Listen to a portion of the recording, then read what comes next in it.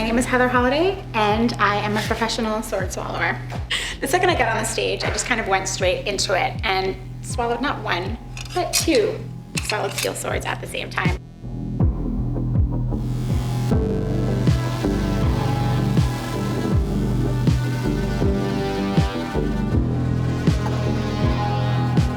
We call that like a death drop or maybe I call it that in my world. I call it a death drop because I'm using no hands to lower the sword, and I think it's a pretty strong opening because you're not really showing them traditional sword swallowing, you're just going straight into this crazy thing. Sword swallowing is quite dangerous. One of the things that drew me to it though, I take it very seriously, take all the precautions I can, but I still do things to amplify the danger. So these are my sweet six, I call them. I also call this peacocking because I hold them over my head in like this fanned out peacock sort of way, and it's also kind of like showing off, so it's a little joke to myself. And one of my favorite things about swallowing this is a lot of sword swallowers, when they swallow a stack of swords, they have it bound together, but it's a little bit more dangerous to keep them unbound. Scissoring is more of a danger to swallow multiple swords that are not wrapped together. When I joined the sideshow, I was a teenager and I was the youngest female sword swallower in the world, which was really cool. It was completely male dominated and I didn't know any other women doing sword swallowing. I learned from the men that came before me.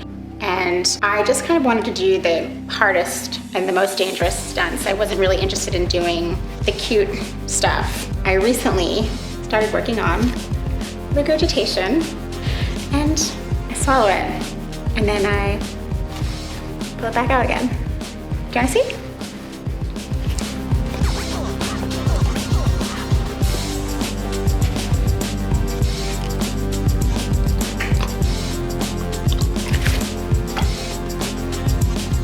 I assume they're thinking, where is she gonna go from there? You know, you go from 2, and then you go to 6, what could be next? And that's why I like to put my curved sword in that slot.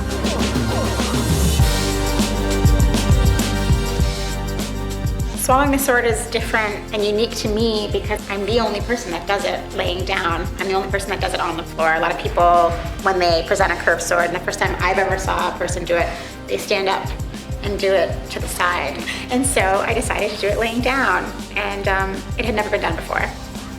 I like to call it my mermaid swallow because I get into a mermaid position. The only way to get good at sword swallowing, as if with everything, is to just constantly do it.